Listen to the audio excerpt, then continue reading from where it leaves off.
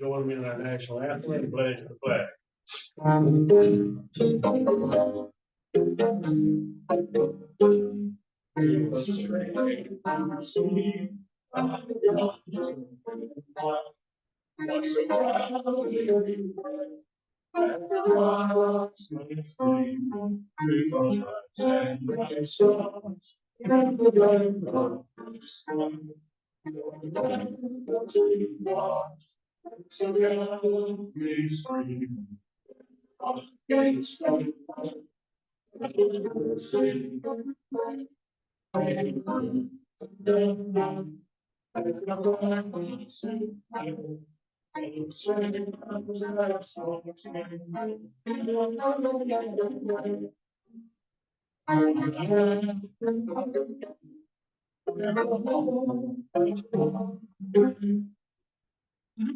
Pledge allegiance to the flag of the United States of America and to the republic for which it stands, one nation, under God, indivisible, with liberty and justice for all.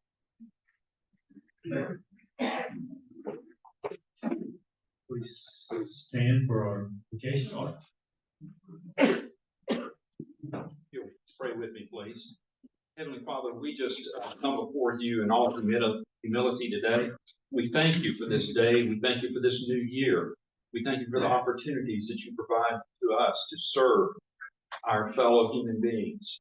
Father, we thank you for all the blessings that you provide for us. Thank you for the food that you provided today, and we ask that you would use that to nourish and strengthen us.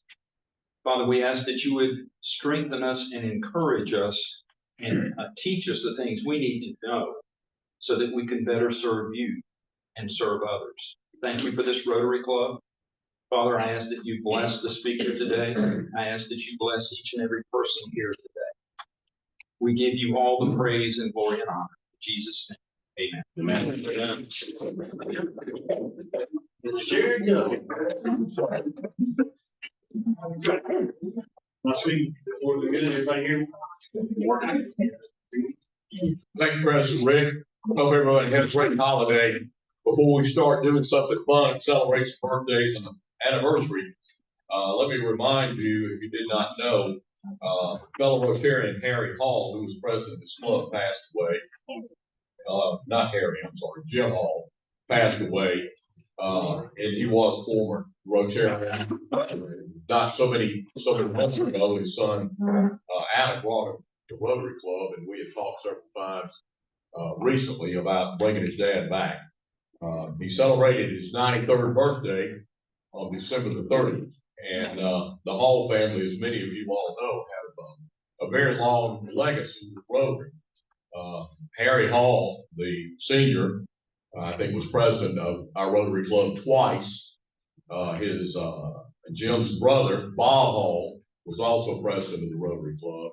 And of course, Harry had started Mardi Gras and some other great things that they do, turkeys in heaven and everything. And then Adam Hall, who is a member of our club. So please remember their family and in this special time that Jim has passed. Archie, I don't know how we're going to stay on schedule with respite care. That's something that we both helped with dementia patients. Jim was a member of that group. And the thing I remember the most about Mr. Jim is no matter what we were doing, he watched the clock and kept us on schedule. We were coming up on the top of the hour, he'd be saying, wrap it up, or it's time this to be over with. Or if you were near him, he would say, you know, I think they need to stop right now. And so we may never be on schedule with the rest of the year, but we'll do the best we can. On a happy note, let's celebrate some birthdays. Tanner Shelley on January 5th, along with Judge Michael Conaway on January 5th. Nick Oliver, January 19th, along with Tim McCraney on the 19th. One anniversary to celebrate. That's Matt Langford and Ann on January the 9th. Hope you all have a fantastic year. 2025 is going to be a year. Thank you all.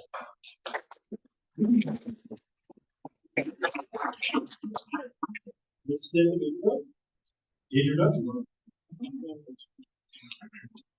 Okay.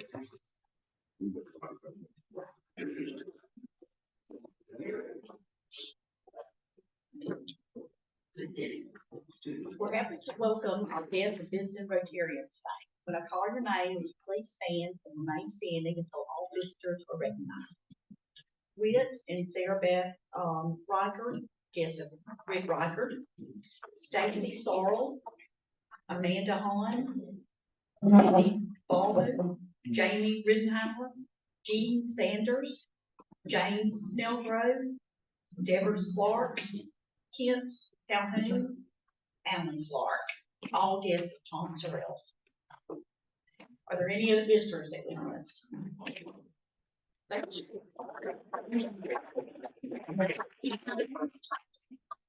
Mr. Childers, can't ask it. Well, tell my wife I was wearing my Happy New Year hat, so hopefully everybody has had a Happy New Year and a fantastic Christmas, and we're hoping for a great 2025. And I know with all our great Rotarians we have in this club, that 2025 will be a banner year.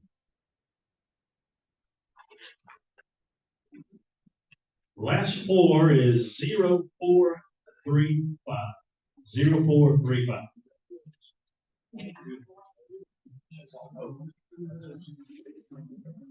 Mr. Ben.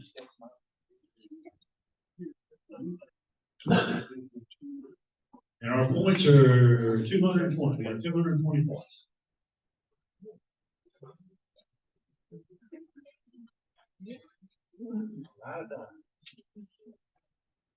Nine of diamonds, and it rolls on to next week. If I can, I'd like to call Les Bankert up for a moment.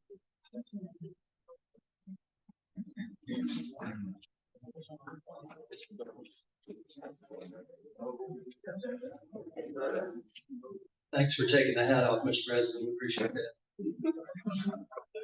Mr. President, honored guests, I'm glad DSI showed today. Other honored guests and fellow Rotarians. As you probably are all aware, one of our own passed away recently, Stan Sessions. He's a 30-year friend of mine and has been a member of this club for several years. Stan fought the good fight. He went to MD Anderson 3 different times, was scheduled to go a 4th time, did not make it. And he had over 20 chemo treatments. And I had talked to him through this past year several times. He was very matter of fact. He says, either way, I win. And that really resonated with me. Either way, he won. Whether God's plan was for him to remain in this life or whether God's plan is to take him, he won either way. And last Tuesday evening, our Heavenly Father took Stan in his arms up to heaven to be with him. And Stan won. There will be no formal service at this time. There'll be a celebration to be announced at a later date. Thanks. Thank you, Les. And if you will, please let us know and also email to everybody for the celebration of life. Mr. Josh, and let me state, he was just received a Paul Harris Fellow, so we need to get together, maybe other family. Let's do that. Josh Chapman, please.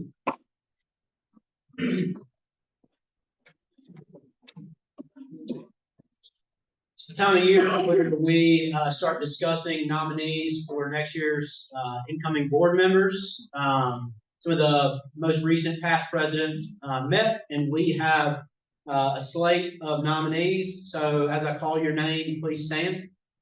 For vice president, we have nominated Jason Rudd. Thank you, Jason.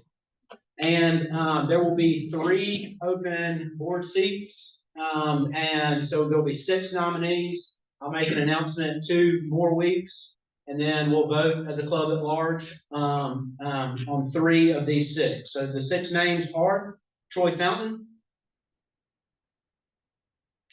Lynn Miley, Chuck Jackson, Lawrence Johnson,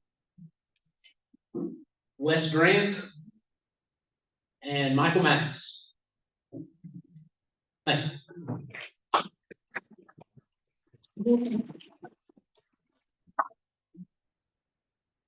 Mr. Tom Sorrells, if you'll come up and do our introduction of our guest, please. Our introduction of our speaker. I'm not walking so good. I look like Tim Conway doing his old man. I've already asked my son. I appreciate Greg allowing me to make this introduction. He offered it to me once. I turned it down. I got thinking about it. Well, my father introduced me to make a speech one time. He was the minister of music at the church in Atlanta. He asked me to speak to a band. He was in his 70s at the time. And his whole introduction was 110 Gloria jokes. I thought that was the greatest thing. Eddie's Lord is the only bachelor. I am proud of Eddie. I'm proud of all my children, but I think the story of DSI that he's going to tell you about and the story of him being at DSI is really a real great story. It makes a whole lot of sense by itself. The Clark family has been a great family in this community. And this, now they're celebrating, what, 55 years out? Yes. 56, okay, I'm sorry, I'm on the dates. And it was amazing what Alan has done. He got an award from an international organization for entrepreneurship. Take that deal, which he's had a few clients he said many times, and make it with now a national organization with over 5,000 employees in New York, California. My son went to work, and Alan says that he didn't think he'd last a week. I called him and asked him to give him a job part-time. He's going to school. And then after that, I knew nothing between Alan and Eddie. And Alan was so gracious to let Eddie go to school. And I gave him promotions, and he's been there now 30-something years. He's now president of DSI.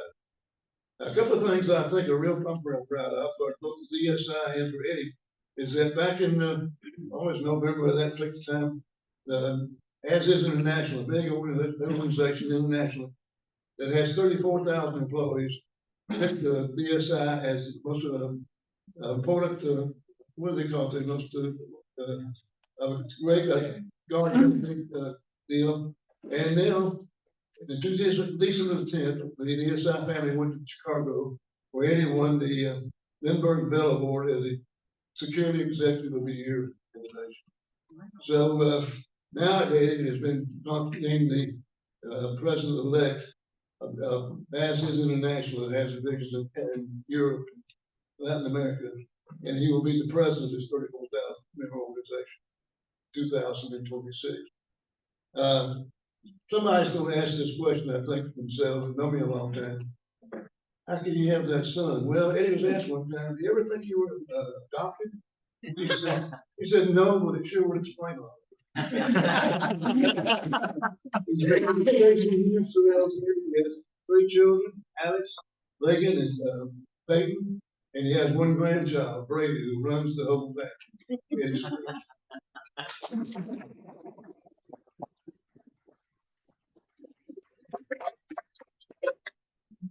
Thanks so much, man. Appreciate that.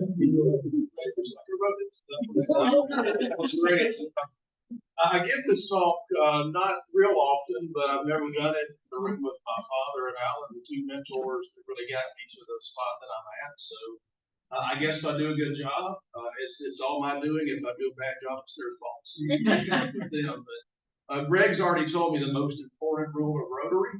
He said you can talk as long as you want, but at 1 o'clock, everybody's going to get up and leave. So I'll try to make sure that I keep it in time. And again, want to thank you for the invitation to come and speak to you. I think that we do have a compelling story, not just about DSI, but about the security industry in general. So I'm going to talk about 2 sort of parallel paths where DSI has come from, a Dothan-based organization that started here and has gone nationwide and done some very, very impressive things, in my opinion. And also talk a little bit about the security industry in general. There's still a lot of misunderstandings and not a lot of knowledge out there about what private security professionals really do. So I'm going to go through that with you today. First of all, let's talk about DSI Security Services for a second. As Dad said, it was started here in 1969. The Sheriff, A.B. Clark at the time, started DSI Security Services. If you want to hear a lot more stories about that, I'm sure the Sheriff here could share some with you. I could share some with you, but he saw that need and he started DSI Security Services 55 going on 56 years ago. I won't read all this to you, but AB's son Alan came back from college, took over the business, and really has led us into where we are today. And some of the milestones is back in the 80s and 90s, we expanded to Florida, Georgia, some other markets. And in 1995, we established electronic security. I'll talk about that more in the later in the presentation. The technology has played a very big role in the evolution of security and the evolution of DSI. We are a woman-owned business enterprise. Alan will tell you he's the boss, but it's actually Marty Clark who's the boss. So she owns the majority of the company, and as long as we stay on her good side, we're okay. So we had obtained that back in 2010, and we have expanded our footprint just in the past 5 to 10 years to have over 5,000 employees with offices from New York to California. A lot of times I'll be talking to friends of mine that are Dothan based, and they'll say, "What are you doing this week?" And I'll say, "Well, I'll be in California or Chicago or New York, Pennsylvania." And they'll say, "Why?" And I'll say, "We're in all those places." And they're really shocked that a Dothan-born organization has spread that far across our country. So we've had a great story and certainly do not plan to stop anytime soon. I won't read every one of these to you, but we have a lot of achievements over the years when it comes to industry recognition. The most recent one that Dad mentioned is we were named the Outstanding Contract Security Company nationwide, and actually that's on a global level as well. So think about that for a minute. A company that started in Dothan, Alabama is now recognized as the best security provider across the country. Quite an achievement. So I'm going to show this to you. We mentioned before that we just celebrated our 55th anniversary. And this video gives you a real good snapshot of how DSI was founded, what our philosophy is, and where we've been in the last 55 years. DSI Security Services was born out of necessity in 1969, founded by Sheriff A.B. Clark. The need for reliable security for the construction of the Farley nuclear plant in Dothan, Alabama, gave rise to a company that has since become a nationwide leader in the security industry, a testament to A.B.'s vision and commitment to safety. A.B. Clark, a businessman and sheriff, was a man of the community and a visionary in the security field. He had a deep passion for protecting people and ensuring safety. In 1977, his son, Alan Clark, joined the business. At that time, DSI had only 4 clients. Today, DSI serves clients nationwide. Alan Clark introduced a core philosophy that has guided DSI to this day. Do what you say when you want, or DWYSYWD. This principle of reliability, integrity, and dedication has driven DSI's continued success. From our humble beginnings with Dothan, Alabama, to becoming a national force, DSI's mission has remained the same: safeguarding and empowering our clients with unparalleled service. With over 5,000 security personnel and 28 offices across 33 states, we have grown while maintaining a personal touch and dedication to building trusted partnerships. Despite our size, DSI is still a family-owned company. Led by Alan Clark and his wife Marty, DSI remains committed to delivering the highest quality security solutions to a wide range of industries. Whether it's armed or unarmed officers, mobile patrols, or reception services, DSI is there, providing peace of mind and protection. At DSI, we believe that every employee deserves to feel valued and respected. This belief has fostered a culture of loyalty and professionalism, ensuring that our team feels appreciated and motivated to deliver the highest quality service. Through extensive training, competitive compensation, and a dedication to professional development, we attract top talent and maintain some of the highest retention rates in the industry. Our focus extends beyond just protecting our clients. It includes developing our personnel, staying adaptable, and innovating in an ever-changing world. Our leadership team is stable and has the longest tenure among private security industry companies. DSI's success is built on our ability to adapt, embrace change, and use technology to stay ahead of emerging security challenges. Our DWYSYWD philosophy ensures we meet expectations and exceed them, building relationships that stand the test of time. Today, DSI Security Services remains a leader in the industry, delivering service excellence and setting the standard for reliability As we enter our 6th decade, we stand firm on the same values that have guided us since 1969, ensuring our clients can always rely on us. We are DSI. We do. So that gives you a sense of where DSI has been and where we're going, and sort of our philosophy, how we've approached our customer service, how we've approached protecting people and assets throughout the past 55 years. So let me talk quickly about my story.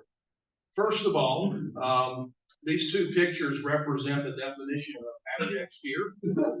If you can see the guy on the right, you can look at his eyes and realize he has no clue what he's doing. Some would argue, you look at my eyes today, you can still see someone who doesn't know what they're doing. But as my dad had already mentioned, back in 1991, I started as a security officer with DSI. I had no ambition or plan to stay in the security industry, much less with DSI.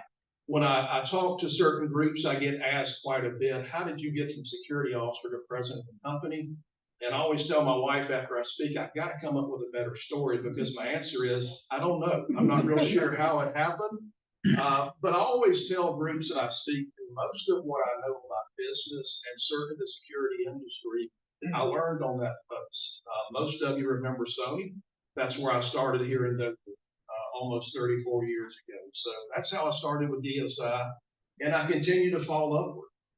And when I talk to young professionals in our industry and in other businesses, one of the best pieces of advice I give is find someone that will believe in you when you don't believe in yourself.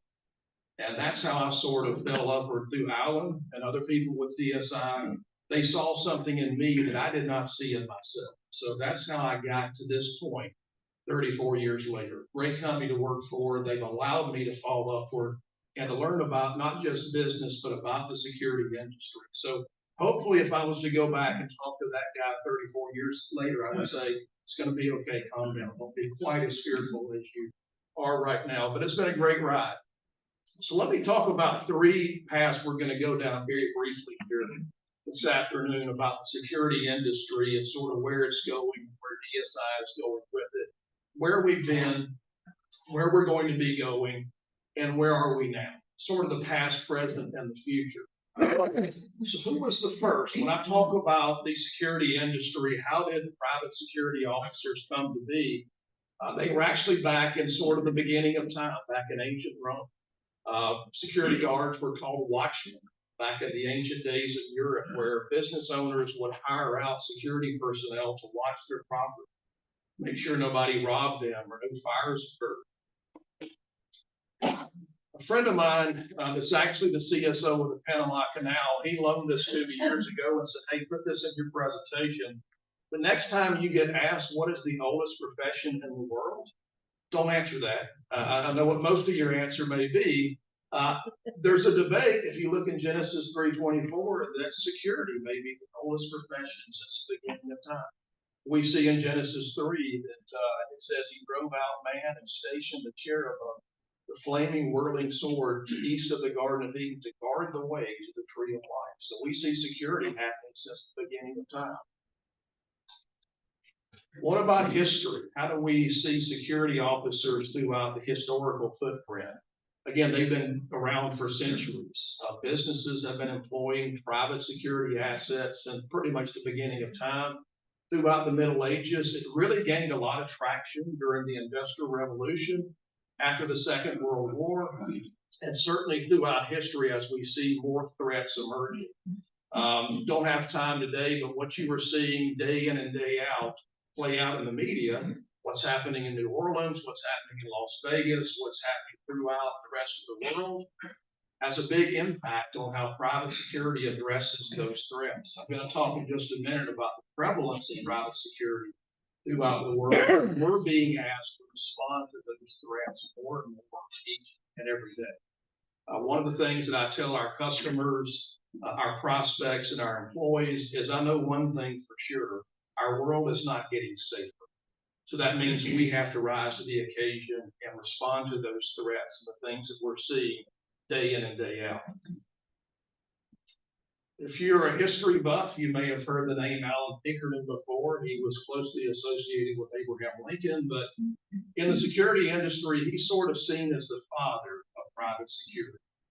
He began to really mobilize forces to protect railroads. If you go back and read about Alan Pinkerton, he was involved in union busting and some other things. He's got a real great story. He was an immigrant from Scotland. If you have time, look deeper into him. But he came up with a model of really being a private security force where we were asked to detect, deter, observe, and report. The model has sort of continued several hundred years after. So he's sort of the father of what we now know as private security. I use this example a lot when I give talks about how important are security officers to us day in and day out and throughout history. One of the things that we tell our employees is what you do matters. What you do has a very big impact on the safety and security of not just your clientele, but possibly that neighborhood, that city, that environment. And years ago, I came up with this little exercise to really illustrate that. We all know this gentleman to the right of the slide there. He's a famous figure, did not have a great ending to his political career. So if you Google Richard Nixon today, you will see a lot of good things, but mostly bad things. Imagine just for a second, if you were to Google Richard Nixon and his Wikipedia looked something like this. He got reelected to a second term. After a successful second term, he retired as a revered and honored national figure. He went on to become one of our nation's most respected former presidents, where he lived out his years and got awards and was glorified and being a great historical figure. Now, we know that's not how Richard Nixon was remembered, right? I would suggest to you that the reason is one man, a guy named Frank Wills. He was a private security officer at the Watergate Hotel. Back when I used to train security officers on report writing, I would print out a copy of this report. It's in the National Archives. That night, private security officer Frank Wills discovered paper and tape stuck in the door lock, allowing the burglars to get into the Democratic National Headquarters. So if it wasn't for Frank Wills, we may be talking about Richard Nixon being a revered, historic, honorable figure. So they play a big part in history. Frank Wills, and it's debatable, and I do have those debates with some of my friends, but debatably, he brought down Richard Nixon by his actions, by seeing what was happening and reporting that to law enforcement.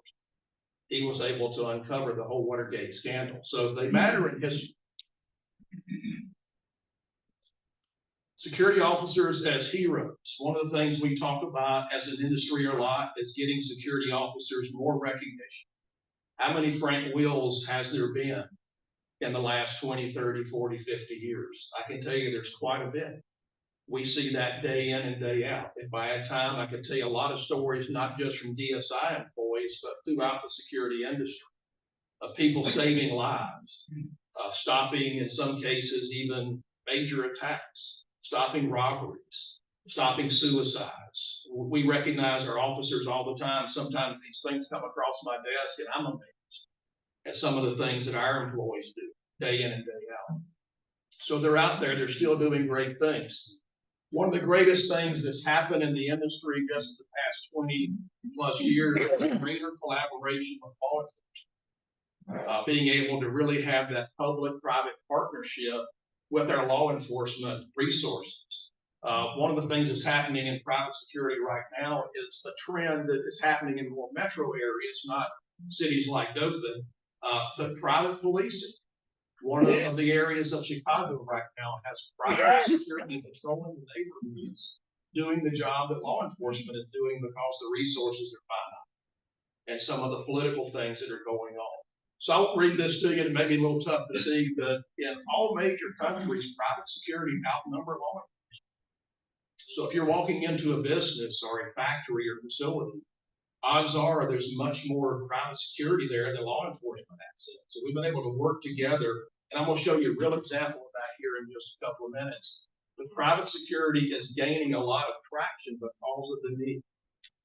And my dad mentioned before that we are actually doing a lot of things, not just in America, but we have associations and alliances throughout the world. And those threats are emerging as well. And how they deal with it in European countries may be a little bit different, but the response is still they're more essential now than ever. We saw that during COVID, where private security was being asked to do things that we never thought we'd be asked to do. When COVID hit, just like all of us, we had to really figure out what our next step was. And I sort of joked almost in a gallows humor type way around the office that while everybody else is saying go home, we're sending more people out there.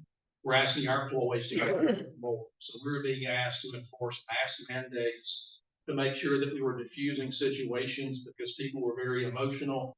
And I mentioned before, we're seeing private security actually get involved and doing some of the functions law enforcement once did in major metro areas. Just quickly, what has really forced this evolution of private security? And I'm going to talk a little bit about technology here in the last few minutes, but the security profession has been evolved. You know, if I look back 34 years ago when I was on that post, it's night and day as far as what we are doing and some of the tools that we're employing. That role of technology is very, very important. I'll give you an example of that here in a second. But shifting from traditional methods, I remember starting at Sony, and my training pretty much consisted of make sure nobody goes in that door. And that was pretty much it. Alan didn't tell me what to do if somebody tried to go in that door after I tell them to go in that door. That was pretty much it. We were there just to make sure that nobody breached the access, nobody went in a certain department they weren't supposed to go in. That has radically changed. That traditional method is not really relevant anymore. So we see a big shift, and some of those key drivers of change are, quite frankly, cost reduction. We can do things in a much more cost feasible way with technology and blending those two together, personnel and technology. So I mentioned this before, the role of security officers in the past were very static. We did things very routine. For example, you saw Frank Wills writing down his incident report. When I was at Sony, I can remember going back to the guardhouse and writing out my report and putting a piece of carbon between the two sheets and writing one out to make sure that I had a copy. Some of the young folks, I'll explain that to you what that actually consisted of. But now we have, of course, online access to all of our reports. Don't have time to get into it today, but I was talking to someone just last week. Now security officers are using AI through voice recognition to do the reports automatically. That's how far we've come. So we see some of these things in the past. What are we doing right now? The security officer is evolving because we can be much more efficient through technology. We can use data to drive decisions. When I was at that post in Sony, nobody ever came to me and said, hey, what are you seeing? What data do you have to help us plan our security posture next year? It wasn't available. You had to dig through boxes of reports, and it would be very, very inefficient. Now we're showing our customers, here's what's happened at your location. Here's actual data points. This is how you need to change your security posture next year, next week, or even this weekend. And we can deploy technology resources to mitigate those threats as well. Enhance incident response. Through technology, we can be much more nimble. We can be much more efficient, which means we can be quicker through technology than we could have been through personnel, but also proactive threat mitigation. We've had one customer about 3 or 4 years ago that came to us and said, listen, we want to set up an actual response force on our property because we have thousands of employees. And if an active assailant event happens, we want to make sure we have someone on site. So we now actually have a quasi response force at this factory. All ex or current law enforcement go through the same training, et cetera. So it's not just technology. Sometimes it's an enhanced response from personnel as well. So we're talking about the future. And when I talk about this, sometimes it sounds a little sci-fi, a little bit like the Minority Report. That's what I get a lot when I talk. Hey, you're talking about that movie where they use data to predict future crimes. That is actually happening in some sectors, using those analytics to predict what may happen in the future, using those video analytics to predict behavior. And I'll show you that here in a minute. And we're now in the era of automated incident response. And I'll show you that as well. but being more predictive. The security industry has gone from being reactive to actually being predictive, seeing what threats are coming and what posture we can take to be ready for those threats. Now, one of the things that's changed in technology is actually the tools that we can use to see where our officers are, to make sure they're safe, to make sure that things are being accomplished, to make sure that there's no threats out there that we're not aware of, to make sure that things that are happening are responded to. And these are the tools of the past. In fact, this is what I was carrying back in the days of Sony when I first started. I was giving this talk in Chicago about a year ago, and it was a mainly younger crowd. And when I brought this out and I held it up, there was a guy on the front row, a good friend of mine. I heard him mouth, "Why does Eddie have a canteen?" This is not a canteen. This is an old DTEX clock. When I first started at Sony, and this was very prevalent back in the 60s, 70s, 80s, and even 90s, where you would take a key, you'd put it in, you would turn it, and it would give you an imprint as to what time you checked that security station. That was the technology for about 30, 40 years. Now we have progressed into technology where it's all app-based, it's geofenced. We have online reporting, we have real-time response, so things have come quite a bit. In fact, one of my favorite stories that I tell when I talk about old technologies, we had an officer that figured out that with a cordless drill, he can go out the first round of the night and take all those keys off and then sit at the guardhouse and just turn the keys every hour or so. Pretty creative. We should have promoted him to vice president of innovation. But, so it wasn't very secure, but now we have geofencing, we have real-time data analytics that we can work on. So that's part of what we do now. We have that proof of ROI. If our customers come to us and say, "Hey, what has DSI done in the past year?" we can produce a report very, very quickly showing exactly what we've done, what the officer has prevented, what the officer has responded to. What are some of those analytics from the past? What are some of those predictive analytics in the future? One of the biggest things that are changing our industry very rapidly is artificial intelligence. You're already using it every single day, whether you know it or not. AI is here, and it's revolutionizing the security industry. I was actually reading just this weekend, I came across this in the UK. The UK just deployed traffic cameras that have analytics that will detect whether you are drunk driving and then dispatch law enforcement to that location. They have certain parameters they have set up that they say will predict the behavior of your vehicle and will show whether you're impaired. Now, like any technology, that will be refined over a period of time. It'll get better. It may be a little clunky now. But what we're seeing in the security industry is AI has already come in tremendous ways just in the past 3 to 4 years. We now have the ability as a company to set up cameras that will detect firearms. If someone is brandishing a firearm or if somebody pulls out a firearm, video analytics will actually pick that up and can initiate an automated response and alert certain people to that threat. So a lot of things are happening in the AI department. Some people say that sounds a little scary. Well, there's a downside to AI, and if I had time, I could go into some of the ethical dilemmas and some of the things that people are grappling with.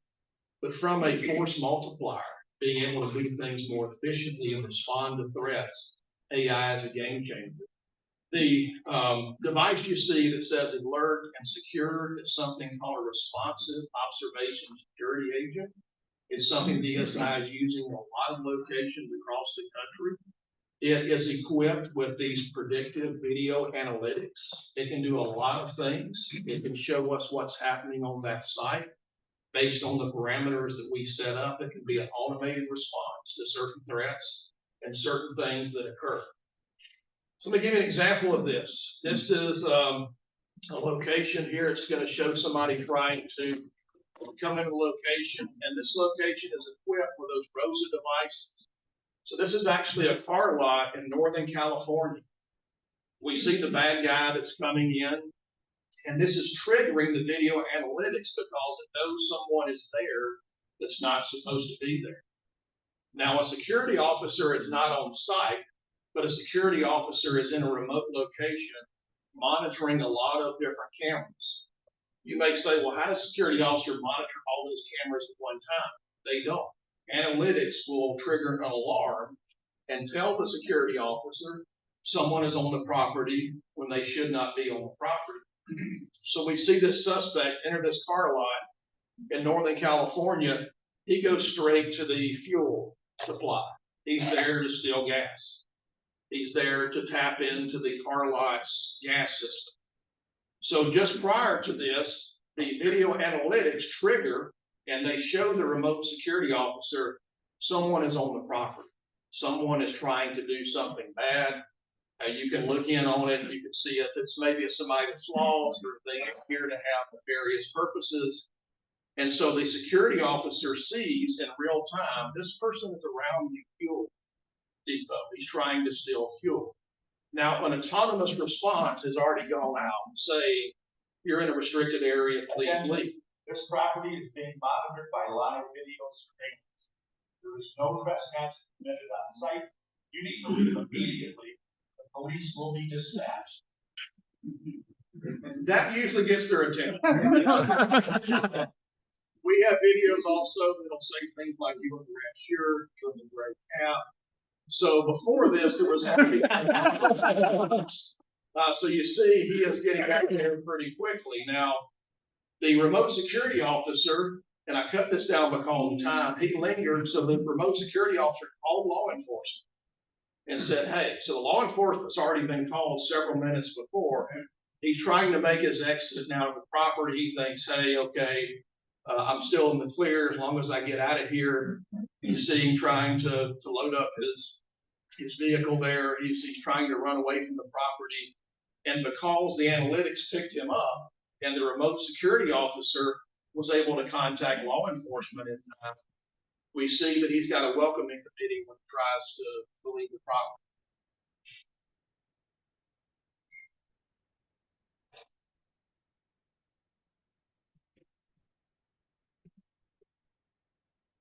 He now realizes that is that he's now giving chase and is actually able to apprehend the suspect, all because of video analytics. Again, security officers not even on property. Now, in some cases, security officers will be on the property and they can monitor this from an iPad or even a smartphone. But in this case, the security officer was at a remote location in a command center, seeing this in real time, using autonomous response, and then the voice down, calling law enforcement, and the bad guys after. Think about how far technology has come. Now, if you were to think that we'd be able to do these things in just a few decades of time, that'd be pretty amazing. I'm not sure who would believe that, but not this guy. I remember one of the matches 34 years ago, I'd be talking to you about video analytics and AI, but that's what's happening in the security industry.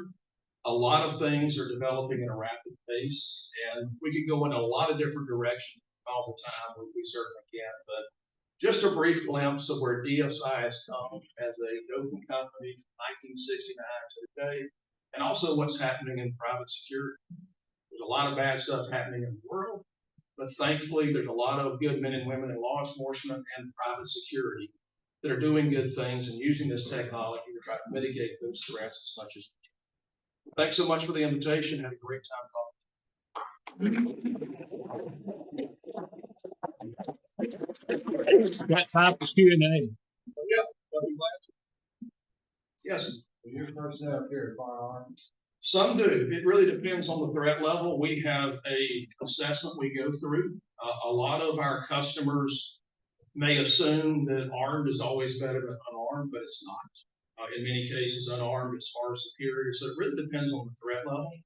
For example, what I mentioned before about having the special response team at that one location, because they are former or current law enforcement, they carry weapons. But we make that determination based on the threat level And we make sure that we have far enhanced training. Every time you put somebody in a armed position, we have to make sure the training is much greater, much broader. And licensing regulations vary by state as well, but right now we have about 20% of our forces on, 80% of them. Second question, Yes. do you use drones?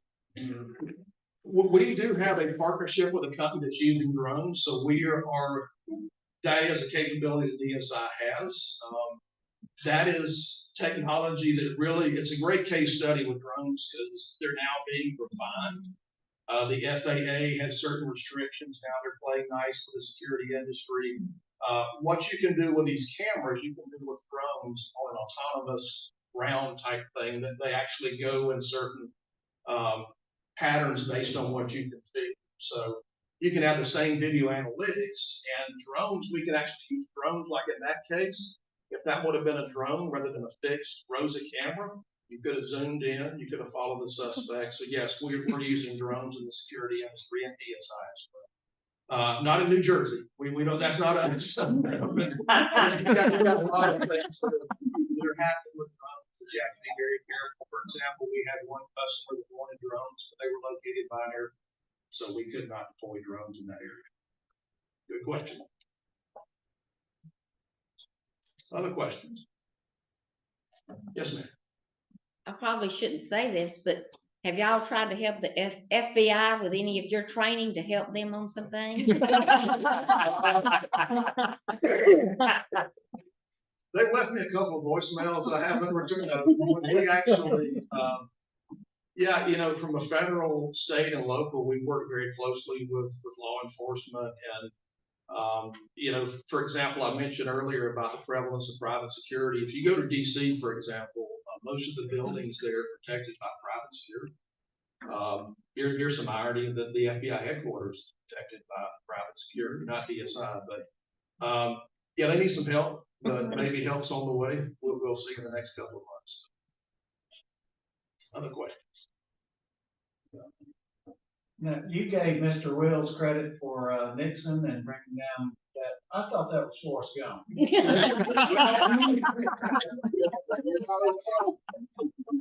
Forrest Gump was the armed security officer. Yeah, but you'd be surprised that how many people think he was a true historical figure. On the internet. Yeah, well, that's got to be. It's got to be. Yeah. Other questions? If not, my dad's going to start checking on I'll say this, but Tom was right. Tom called me. I forget that 35 years ago. Tom called me one day and said, Alan, Eddie needs a job. And you gotta realize I knew Eddie growing up from Texas. I had seen him for a year or two before. I seen him, he was probably 16 or 17 years old. He was 6'2", and he about that wide and long hair. I went, oh my God. He won't last a week. Eddie's heard it 10,000 times, and I said, but Eddie won't last 1 week. And 35 years later, but he, let me say this as a personal note, he is really he's honored his guys and are well deserved, and he is a leader in our country today. He's going to be the head of the Total Security Organization, our largest organization, in 2026. He'll be the head of the international group. So it's a big honor. He did a great job for us. We'd love to have him. Thank you. Call me, Tom. Let me know.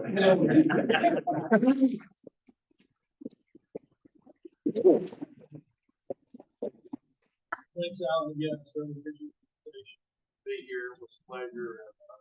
I have to come back and we can get into some more technology and talk about some more cases. And things are moving at a rapid pace, but again, I didn't read every single slide. If you want a copy of the presentation, let me know. I'll be glad to get it over to you. Thanks again for the invitation. I appreciate it.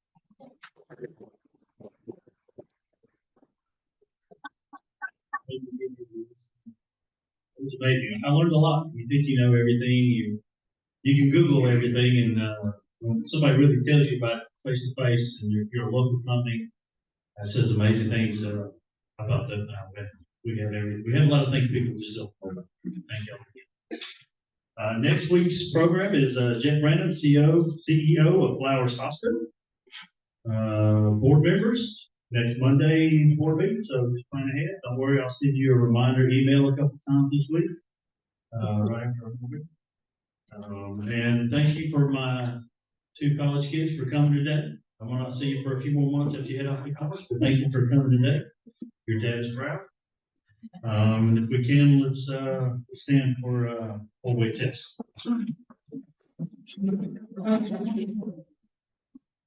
Of the things we think, say, and do. Is the truth, is it fair to all concerned? Will build goodwill and better friendships? Will it be beneficial for all concerned? God bless you. Have a great day.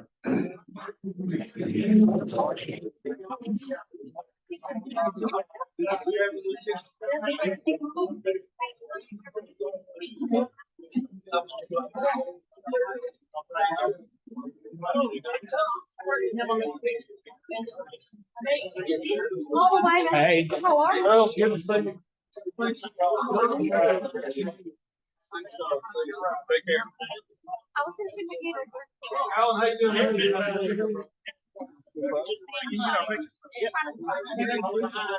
Hey, good. Thank you.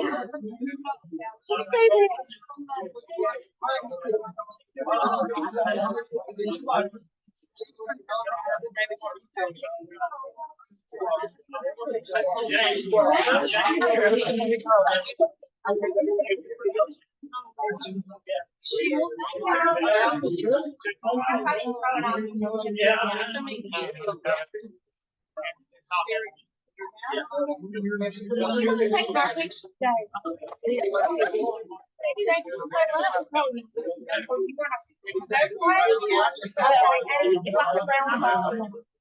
You round them up, I'll be right there. Okay, thank you.